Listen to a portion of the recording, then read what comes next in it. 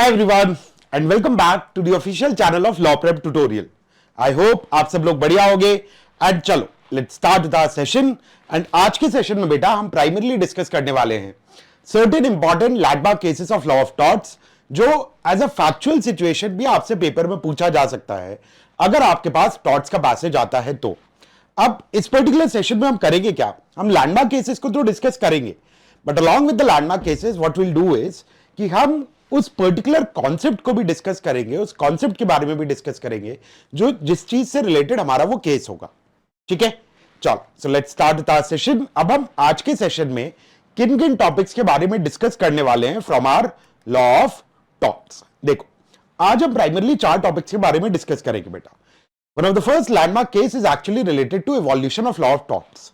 आप सब लोगों ने सुना होगा कि लॉ ऑफ टॉर्ट्स एक अनकोडिफाइड लॉ है जो एक्चुअली डेवलप हुआ है through judgements of the courts, through judicial pronouncement.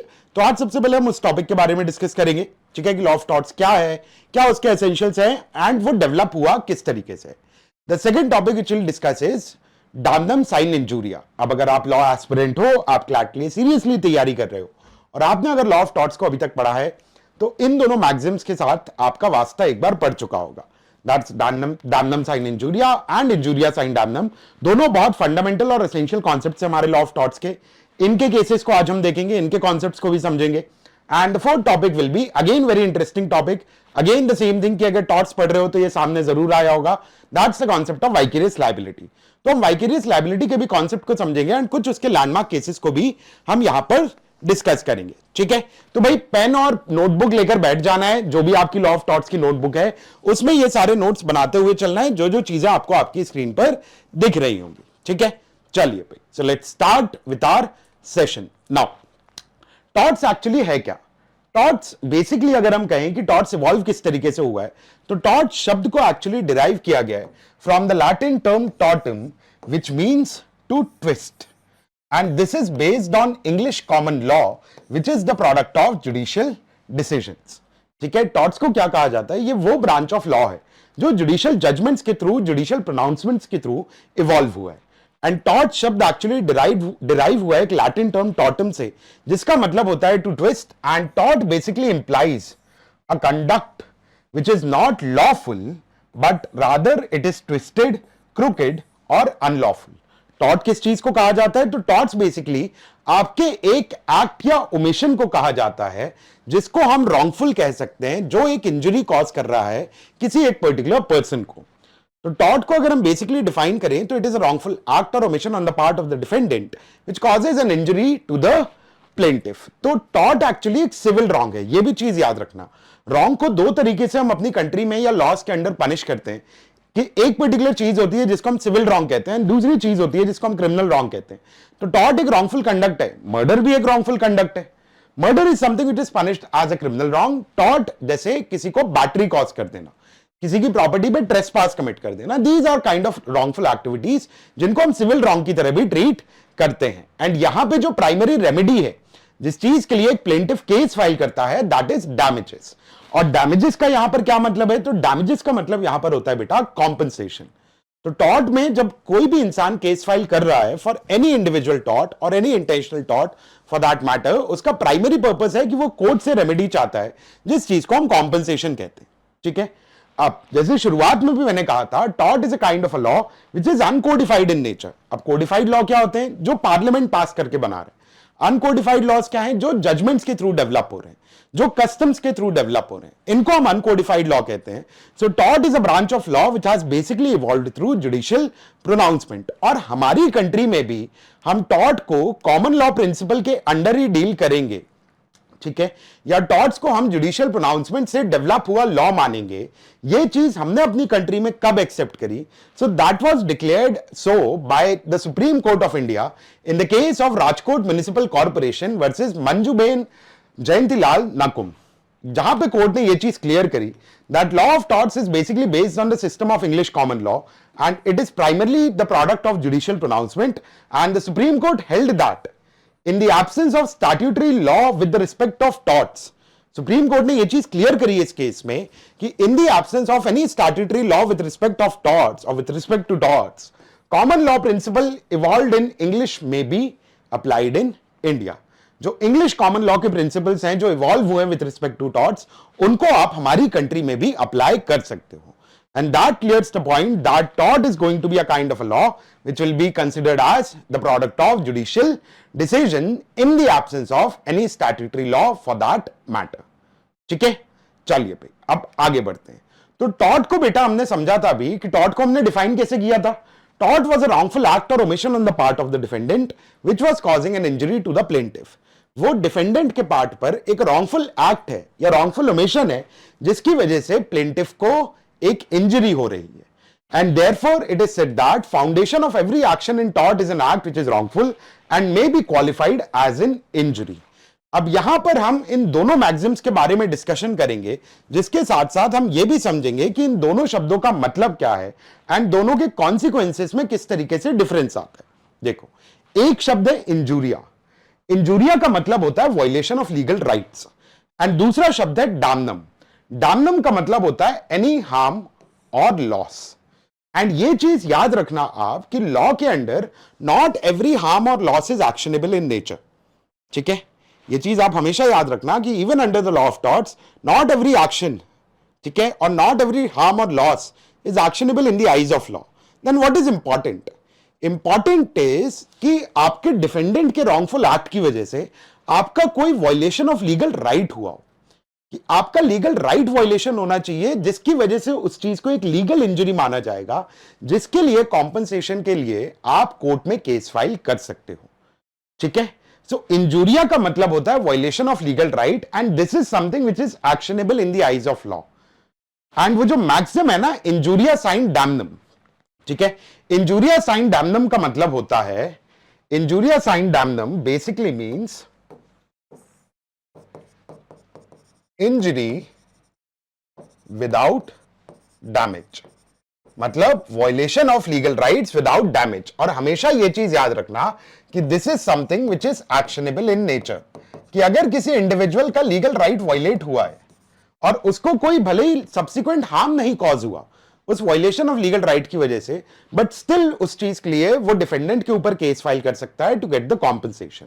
Damnum sine injuria on the other hand refers to the concept wherein damages are present but it is without injuria or legal injury or without violation of legal rights, and this is something which is not actionable। इस चीज को ले जाकर आप court में case file नहीं कर सकते। ठीक है, और ये याद रखना क्योंकि ये बड़ा बेसिक सा कॉन्सेप्ट है बेटा, और आपके पेपर में जनरली पूछा भी जा सकता है। इस चीज से रिलेटेड आपको पैसेज आपकी प्रिपरेशन में दिखेंगे। सो इंजूरिया साइन डैमनम, और injuria is a kind of a thing which is actionable in nature, जिसके लिए मैक्सिमम यूज करते हैं इंजूरिया साइन डैमनम। देखो, ऐसी भी सिचुएशन हो सकती है कि आपका वायलेशन ऑफ लीगल राइट हुआ और उसकी वजह से आपको हार्म भी हुआ। अब डॉक्टर ने नेग्लिजेंस कमिट किया, उसकी वजह से मुझे इंजरी भी हो रही है, हार्म भी हो रहा है, लॉस भी हो रहा है। भाई ऑपरेशन करना था अपेंडिक्स का, किडनी का ऑपरेशन कर दिया, जिसकी वजह से मुझे फर्दर एक्सपेंसेस करने पड़े अपने मेडिकल ट्रीटमेंट के लिए, तो मुझे एक लॉस भी हो रहा है। तो जहां पे वायलेशन ऑफ लीगल राइट भी और लॉस भी है, वो चीज तो एक्शनेबल है ही। क्वेश्चन कई बार उठने लगता है कि अगर किसी इंडिविजुअल को किसी तरीके का हार्म या लॉस नहीं हुआ है तो क्या वो भी एक्शनेबल है? तो हां, अगर वहां पर वायलेशन ऑफ लीगल राइट है तो वो चीज भी एक्शनेबल इन नेचर होती है। अब इस कॉन्सेप्ट के हम केसेस देखते हैं। सबसे पहले हम केस देखेंगे इंजूरिया साइन डैमनम का, which is the fundamental and the landmark case of Ashby versus white. Ashby versus white में क्या हुआ, प्लेंटिफ था जो एक रजिस्टर्ड वोटर था। जैसे आपके पास वोटर आईडी कार्ड है मान लो, ठीक है, अब आपका राइट है कि आपको वोट देने मिलेगा, बट रिटर्निंग ऑफिसर ने क्या किया, उस इंडिविजुअल को वोट देने की परमिशन नहीं दी। ठीक है, भले ही वो इलेक्टोरल रोल्स में रजिस्टर्ड था, वो ऐसा वोटर, उसके पास वोटर आईडी कार्ड था, बट फिर भी उसको वोट देने नहीं दिया। अब वो जिस कैंडिडेट को वोट देना चाहता था वो इवेंचुअली वैसे भी जीत गया, तो इसके वोट ना देने से ऐसा नहीं था कि वो कैंडिडेट हार गया था। तो मतलब यहां पे कोई हार्म नहीं हुआ, यहां पे कोई लॉस नहीं हुआ। बट क्या ये चीज एक्शनेबल होगी? क्या इस चीज के लिए वो पर्सन कॉम्पनसेशन ले सकता है? Sir the answer is yes. And why the answer is yes? Because there is a violation of legal right of the individual. उसके पास राइट टू वोट था, वो रजिस्टर्ड वोटर था, है ना? And that's the principle of injuria sine damnum. So in the case of Ashby versus White, the plaintiff was a qualified voter but was wrongfully denied voting in the elections by the defendant, who was the returning officer over there. And although the candidate of the plaintiff won, but still the plaintiff was allowed to recover damages because his legal right was being violated, which means there was an injuria which was present over here. ठीक है, चलिए भाई अगला case देखते हैं. Next case है हमारे पास Bhim Singh versus state of J&K. ये भी केस हमारा रिलेटेड है इंजूरिया साइन डैमनम के ही कॉन्सेप्ट के साथ. यहां पर भी एक वायलेशन ऑफ लीगल राइट हो रहा है, बट कोई सब्सिक्वेंट हार्म या लॉस नहीं है. Bhim Singh versus state of Jammu and Kashmir में क्या हुआ, देयर वाज द प्लेंटिफ जो मेंबर ऑफ लेजिस्लेटिव असेंबली थे. अब आपको ये चीज तो पता होगी ना भाई कि मेंबर ऑफ लेजिस्लेटिव असेंबलीज के पास ये राइट होता है to attend the sessions of the assembly. तो विधायक जी एक दिन सेशन अटेंड करने जा रहे थे और पुलिस ने उनको बाहर ही रोक दिया. He was denied his entry and denied his right to attend the proceedings of the house. अब ऐसा नहीं है कि उस दिन विधायक जी मतलब विधानसभा नहीं पहुंचे तो कोई बहुत बड़ा लॉस हो गया, बहुत बड़ा हार्म हो गया, और आप शायद उस दिन कोई काम भी नहीं रहा होगा. But as a member of legislative assembly उनका राइट तो वायलेट किया गया है ना, उनका राइट तो फिर भी वायलेट हुआ था. एंड देयरफॉर इस केस में वो स्टेट से कॉम्पेंसेशन ले पाए थे. क्यों? Because there was an injuria even though it is without any damages or without any losses. ठीक है, so in this case the petitioner who was a MLA was wrongfully detained by the authorities and as a consequence he could not attend the assembly session. Now the Supreme Court recognized his legal right and awarded compensation to him. And why did the Supreme Court award compensation? Because his right to attend the proceedings of the house was being violated by the state over there. तो ये injuria sine damnum है, ये actionable होगा. दूसरी चीज जो इसके बिल्कुल ऑपोजिट हो जाती है वो डैमनम साइन इंजूरिया होती है, जहां पर एक इंडिविजुअल को हार्म हो रहा है, लॉस हो रहा है, बट फिर भी वो कोर्ट से कॉम्पेंसेशन नहीं दिलवा पाएगा. क्यों? जैसे देखते हैं एक एग्जांपल. आपके मोहल्ले में मान लो, आपके एरिया में, आपकी लोकेलिटी में देयर इज अ शॉप, एक ही जनरल स्टोर है. तो ऑब्वियस सी बात है पूरे मार्केट पे मोनोपोली उसी इंडिविजुअल की होगी जिसका वो जनरल स्टोर है ना. सब्सिक्वेंटली मान लेते हैं कि आपने परसों अपने नाम पे एक जनरल स्टोर वहां पर नया खोल दिया, मार्केट डिवाइड हो जाएगा. वो कस्टमर्स जो हो सकता है पहली वाली शॉप पे जा रहे थे, अब वो आपकी शॉप पे आ रहे होंगे, जिसकी वजह से उस पर्सन के प्रॉफिट गिरेंगे, है ना. अब क्या वो इस चीज के लिए आपके ऊपर केस फाइल कर सकता है टू गेट कॉम्पेंसेशन? नहीं, राइट. साउंड्स लाइक कि भाई क्यों केस फाइल करोगे, मैं अपना राइट एक्सरसाइज कर रहा हूं. That's the case. वहां पे उसको हार्म हुआ, लॉस हुआ, बट आपने उसके किसी लीगल राइट को वायलेट नहीं किया ना. And these are the things जिसके लिए कोर्ट कॉम्पेंसेशन नहीं देगा, because they fall under the category of damnum sine injuria, जिसे हम कहते हैं damages या harm without any violation of legal right. And that was something which took place in Gloucester Grammar School case as well. तो plaintiff था, वो अपना एक स्कूल चलाता था. अब उसी के एक एम्प्लॉय ने बाद में अपना खुद का स्कूल शुरू कर दिया. So defendant set up a rival school and as a result the plaintiff had to reduce the fee because of competition, which amounted to losses for the defendant.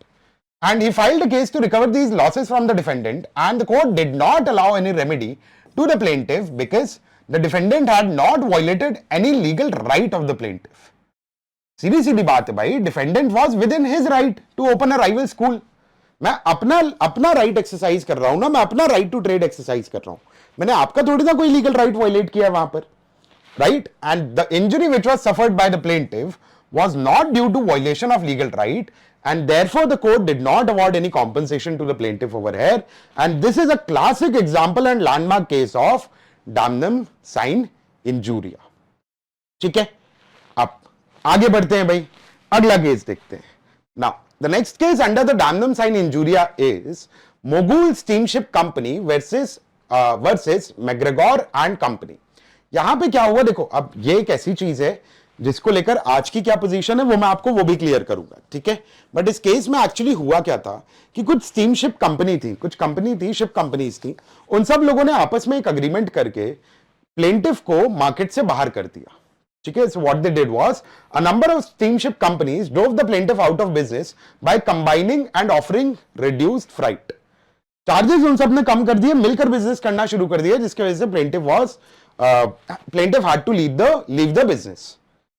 अब यहां पर जब प्लेंटिफ ने कॉम्पेंसेशन लेने के लिए केस फाइल करा, so the court said that the plaintiff had no cause of action. The plaintiff had no cause of action because the defendants employed lawful means to reduce freight. अब भाई किराया हमें कम करना है, वो मेरी मर्जी है ना, मैं 10 रुपए में किसी को लेकर जाऊं प्लेस ए से प्लेस बी तक, राइट. अब उस चीज को लेकर आप मेरे ऊपर कोई एक्शन थोड़ी ना ले सकते हो, वो मेरा लीगल राइट था भाई कि मुझे यहां से लेकर वहां तक, मतलब एक पॉइंट ए से पॉइंट बी तक लोगों को ले जाने के लिए मैं कम पैसे लूंगा, और वो उनका लीगल राइट था. एंड देयरफॉर कोर्ट ने यहां पर कॉम्पेंसेशन नहीं अलाउ किया. बट अगर आज की पोजीशन देखो ना, तो आज हमारी कंट्री में एक लॉ एग्जिस्ट करता है जिसको हम कहते हैं कंपटीशन एक्ट। कंपटीशन एक्ट के अंडर अब ये सारी एक्टिविटीज इलीगल हो चुकी हैं, बट उस पॉइंट ऑफ टाइम पे क्योंकि कंपटीशन लॉ जैसी कोई चीज एग्जिस्ट करती ही नहीं थी, इसलिए वो चीज उनके लीगल राइट्स के विद इन थी, and therefore even though the plaintiff steamship company had to incur losses, ठीक है, because of loss of business, but still they were not allowed to recover any compensation from the defendant. Why? Because the defendant were within their legal right to reduce the freight, ठीक है। And I hope इसके साथ आपको damnum sine injuria और injuria sine damnum दोनों concepts को लेकर clarity मिल चुकी होगी, ठीक है। अब हम चलते हैं हमारे one of the most important and bit क्या कहना चाहिए, complicated topic of our law of torts which is known as vicarious liability और नो फॉल्ट लायबिलिटी। देखो, अब लॉ में सिंपल सी चीज एक काम करनी चाहिए ना, कि भाई आप अगर मुझे लायबल करना चाह रहे हो, है ना, let's say you want to make me liable for something, आप मुझे मेरे ही रॉन्गफुल एक्ट के लिए लायबल करोगे ना, किसी और इंडिविजुअल के रॉन्गफुल एक्ट के लिए तो लायबल करोगे नहीं आप मुझे, है ना। सिंपल सी चीज होती है भाई, सिंपल सी बात होती है। मैंने अगर कुछ गलत किया है तो आप मेरे ऊपर पनिशमेंट दो, मुझे मेरे ऊपर एक्शन लो। अगर मैंने कोई गलती की ही नहीं है, ठीक है, कि मैंने अगर एक्सीडेंट किया नहीं, किसी और पर्सन ने एक्सीडेंट कर दिया, तो आप मुझे लायबल क्यों कर सकते हो। बट लॉ के अंडर कुछ सिचुएशंस होती हैं जिनको हम नो फॉल्ट लायबिलिटी कहते हैं बेटा, जहां पे हो सकता है डिफेंडेंट ने खुद वो रॉन्गफुल एक्ट कमिट नहीं किया, ठीक है, जहां पर हो सकता है डिफेंडेंट ने खुद वो रॉन्गफुल एक्ट कमिट नहीं किया हो, but still the person will be held responsible, and इसी चीज को हम नो फॉल्ट लायबिलिटी कहते हैं। एंड उसमें से एक नो फॉल्ट लायबिलिटी होती है हमारी वाइकेरियस लायबिलिटी। वैसे टोटल 3 तरीके की नो फॉल्ट लायबिलिटी होती है, vicarious liability, strict liability and absolute liability, wherein the defendant can be held liable even though there was no intention or wrongful act on his part, है ना। उसमें से एक चीज होती है vicarious liability. So in general a person is responsible only for his own acts, but there are exceptional cases in which the law imposes on him vicarious liability for the acts of others. किसी और individual ने कुछ गलत काम किया होगा, किसी और इंडिविजुअल ने कोई wrongful act commit किया होगा, but you are going to be held liable for that. And in vicarious liability, the liability basically arises because of the relationship between the defendant and the wrongdoer. अभी हम आगे इस चीज को देखेंगे। vicarious liability में रिस्पॉन्सिबिलिटी मेरे ऊपर, किसी और इंडिविजुअल के एक्ट के लिए मेरे ऊपर रिस्पॉन्सिबिलिटी इसलिए इंपोज की जाएगी क्योंकि मेरे और उसके बीच में कोई एक स्पेशल रिलेशनशिप होगा, ठीक है। आई होप यहां तक क्लियर है। चलो भाई, अब इस तरीके की लाइबिलिटी लेकिन इंपोज की क्यों जा रही है? Why an individual is being made liable for the wrongful act of the others? So there are 2 Latin maxims which come into help or which prepare the foundation for the concept of vicarious liability. ठीक है, 2 Latin maxim है हमारे जो vicarious liability के concept का एकदम foundation prepare करते हैं, and these 2 maxims are, one is cui fecit per alium fecit per se and the other one is respondent superior या respondeat superior, ठीक है। cui fecit per alium fecit per se क्या कहता है? That he who does an act through another is deemed in law to do it himself, ठीक है। He who does an act through another is deemed in law to do it himself. अब मैं गाड़ी खुद भी चला सकता था, so sorry guys, अब मैं गाड़ी खुद भी चला सकता था, राइट, बट मैंने ड्राइवर रखा गाड़ी चलाने के लिए। मैं अपनी प्रॉपर्टी खुद भी बेच सकता था, बट मैंने प्रॉपर्टी बेचने के लिए एक प्रॉपर्टी ब्रोकर को रख लिया, एजेंट को रख लिया। अब मैं वो एक्ट अपना खुद कर सकता था ना, बट अगर मैं अपने उस एक्ट को करने के लिए किसी और इंडिविजुअल को हायर कर रहा हूं, किसी और इंडिविजुअल से वो एक्ट करवा रहा हूं, तो लॉ ये अज्यूम करके चलता है कि वो एक्ट मैंने ही किया है। That's what cui fecit per alium fecit per se is, that he who does an act through another is deemed in law to do it himself. And the second one is respondent superior. Let's take an example कि एक गाड़ी का मालिक या एक गाड़ी का driver, law of torts में आप केस क्यों फाइल करते हो? जल्दी से चैट बॉक्स में बताओ। Why do we file cases under law of torts? We file cases under law of torts to get the primary remedy which is damages, compensation. अब एक गाड़ी का मालिक या गाड़ी का ड्राइवर कौन ज्यादा कॉम्पनसेशन दे पाएगा, राइट? एंड इसलिए दूसरा मैक्सिम हमारा एक इंपॉर्टेंट रोल प्ले करता है यहां पर, which is respondent superior, which says that let the superior और मास्टर बी लायबल। जो सुपीरियर है, जो मास्टर है, जो एम्प्लॉयर है, आप उस इंडिविजुअल को लायबल करो।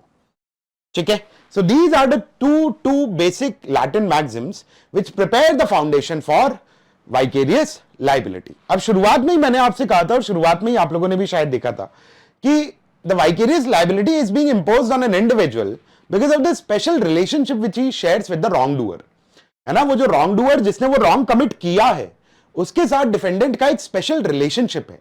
तो वाइकेरियस लाइबिलिटी किस किस तरीके की रिलेशनशिप में लगती है, जैसे एम्प्लॉयर एम्प्लॉय के केस में, मास्टर सर्वेंट के केस में, पार्टनर्स के केस में, पार्टनरशिप फर्म है, पार्टनर्स के केस में वाइकेरियस लाइबिलिटी लगती है, प्रिंसिपल एजेंट के केस में. ठीक है, these are the kind of special relationship जहां पर वाइकेरियस लाइबिलिटी को इंपोज किया जाता है. But there are two essentials, दो बहुत फंडामेंटल इंपॉर्टेंट एसेंशियल्स हैं for your vicarious liability. Number one, there has to be a wrongful act और omission on the part of the wrong doer, कि employee ने कुछ रॉन्गफुल एक्ट किया है, servant ने कोई रॉन्गफुल एक्ट किया है, पार्टनर ने कोई रॉन्गफुल एक्ट किया है, या एजेंट ने कोई रॉन्गफुल एक्ट किया है. So there has to be a wrongful act or omission on the part of the wrongdoer, and such wrongful act or omission must be done within the course of employment. ये बहुत important concept है आपका, with in the course of employment. अब with in the course of employment होता क्या है बच्चे, जल्दी से ये समझ लेते हैं. ठीक है, because the act must be committed with in the course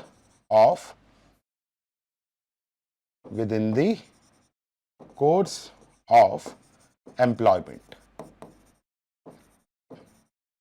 देखो, दो चीजें देख लो सबसे पहले इस पर्टिकुलर कॉन्सेप्ट के अंदर, कि एक्ट्स को डिवाइड कर दो आप दो कैटेगरी में, ऑथराइज्ड एक्ट, अनऑथराइज्ड एक्ट.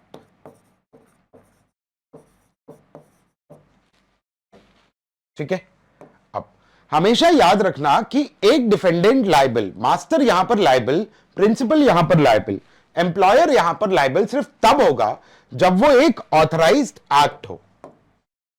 ठीक है, क्योंकि अगर अनऑथराइज्ड एक्ट आपने कमिट किया है, so there can be no imposition of vicarious liability. But जब ऑथराइज्ड एक्ट को सर्वेंट या एम्प्लॉय रॉन्गफुली कमिट करें, जब ऑथराइज्ड एक्ट को सर्वेंट या एम्प्लॉय रॉन्गफुली कमिट करेंगे ना, उस पॉइंट ऑफ टाइम पे आप मास्टर को लायबल कर सकते हो. जैसे मैंने एक बस खरीदी, नई बस के लिए मैंने दो लोगों को रखा, एक ड्राइवर और एक कंडक्टर. ठीक है, अब एक दिन कंडक्टर या जो क्लीनर था बस का, उसने क्या करा, उसने सोचा ड्राइवर थका हुआ है तो मैं चाबी उठा के मैं गाड़ी पार्क कर देता हूं, और उसने एक्सीडेंट कर दिया. क्या मैं लायबल होऊंगा यहां पर? क्या वो ऑथराइज्ड एक्ट था उसका, क्लीनर का या कंडक्टर का? नहीं ना, उसके लिए मैं लायबल नहीं हूं. बट मेरा ड्राइवर अगर नेग्लिजेंटली गाड़ी चलाते हुए एक्सीडेंट कमिट कर दे, वहां पे मैं लायबल हूं. क्यों? क्योंकि वो एक ऑथराइज्ड एक्ट था उस पर्सन का, and the authorised act generally fall with in the course of employment of the individual. ठीक है, so this is one of the most important essential, and generally आपके क्वेश्चंस ना यहीं पर घूम रहे होते हैं कि वो act with in the course of employment था या नहीं था. अब इसी में हम दो केसेस को अपने डिस्कस करते हैं. ठीक है, the first case which is present over there is State Bank of India versus Shyama Devi. This is the case of 1978 बेटा. ठीक है, State Bank of India versus Shyama Devi. अब यहां पर क्या था कि एक इंडिविजुअल था जो बैंक का एम्प्लॉय था, और उसका एक नेबर था.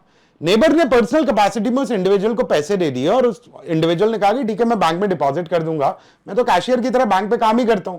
बट क्या जिस वक्त आपने उसको पैसे दिए थे तो उसको एज ए कैशियर पैसे दिए थे बैंक के अंदर?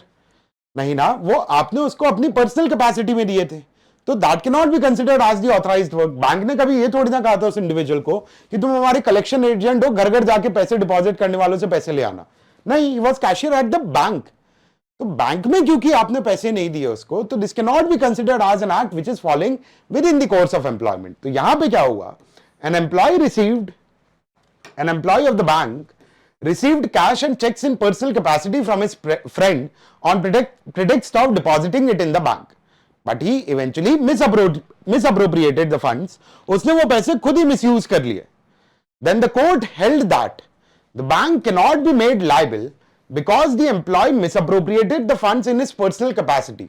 उसने वो पर्सनल कैपेसिटी में मिस अप्रोप्रिएट किए फंड, आपने बैंक में जाके उसको नहीं दिए थे, वो बैंक में जाके दिए होते तो बैंक लायबल हो जाता क्योंकि with in the course of employment होता। ठीक है, एक और केस डिस्कस करते हैं हम इसी के under. This was State Bank of India versus Shyama Devi. The next one is Century Insurance Company Limited versus Northern Ireland RTP. अब यहां पे क्या हुआ, अब ये बड़ा इंटरेस्टिंग चीज है, समझो कि वो with in the course of employment आएगा या नहीं आएगा। एक पर्सन था, उसका ड्राइवर था, पेट्रोल पंप पे गया वो पेट्रोल फिल कराने के लिए। वहां पे ड्राइवर ने क्या करा, सिगरेट जला ली एंड उसी मैच स्टिक वगैरह से या सिगरेट के बट से इवेंचुअली पेट्रोल पंप पे आग लग गई। Can the master be held liable? आप कह सकते हो कि भाई सिगरेट पीने के लिए मास्टर ने थोड़ी ना कहा था, ठीक है, सिगरेट पीना गलत एक्ट किया उसने, वो हम रॉन्गफुल एक्ट है या नहीं, हम ये क्वेश्चन नहीं कर रहे, वो wrongful act with in the course of employment है या नहीं, हम ये क्वेश्चन देखना चाह रहे हैं। सिगरेट पीने मास्टर ने नहीं कहा था उसको कि आप सिगरेट पियो, right, but with in the course of employment आएगा या नहीं। अब अगर मैं एक ड्राइवर रखूंगा तो उस ड्राइवर का काम होगा ना ऑयल फिल कराते रहना गाड़ी में, पेट्रोल गैस जो भी चीज है। अब उसने उस वक्त वहां पे सिगरेट जलाकर अपने ही ऑथराइज्ड एक्ट को गलत तरीके से परफॉर्म किया है, and therefore the master was held liable over here and the act was considered as within the course of employment. So the servant, while transferring petrol from lorry to underground tank, lit a cigarette and threw it on the floor. This resulted in fire and explosion. ठीक है, now the act of driver was held to be in the course of employment and the master was held liable. गाड़ी चला रहे हो petrol, और ऊपर से आप यहां पर काम ही कर रहे हो क्योंकि आपको गाड़ी में से पेट्रोल, अंडरग्राउंड जो पेट्रोल टैंक है उसमें पेट्रोल को ट्रांसफर करना है। अब वो आपका ऑथराइज्ड एक्ट ही है, वो आपका एंसिलरी एक्ट है which is related to the authorised act of driving the lorry only, and वहां पे फिर आपने रॉन्गफुल तरीके से उसको परफॉर्म किया when you lit a cigarette, and therefore the master was held liable with in the course of employment. ठीक है, चलिए भाई, तो आई होप ये चारों कॉन्सेप्ट्स आपको समझ में आ चुके होंगे, इन चारों कॉन्सेप्ट्स के केसेस भी आपको समझ में आ चुके होंगे, है ना। देखो अब इस पॉइंट ऑफ टाइम पे ना कोई वो सेंस नहीं है 2-2, 3-3, 4-4 घंटे के लेक्चर्स इन्हीं छोटे छोटे टॉपिक्स पे कंडक्ट करना, ऐसे ही क्विकली अपनी सारी चीजों को रिवाइज करते हुए चलना, है ना। और अगर ऐसे क्विक रिकैप, ठीक है, that is concepts through cases, अगर आपको जरूरत लग रहा है कि उस चीज से आपको हेल्प मिलेगी तो late us know in the comment section, हम उस चीज पे भी काम करना शुरू कर देंगे। बाकी I hope the session was helpful, है ना, मजा आया हो सेशन में तो do like the session as well and let us know in the comment section. बाकी तबीयत वगैरह का ध्यान रखिए, आराम से पढ़ाई करिए, हम नेक्स्ट सेशन में मिलते हैं।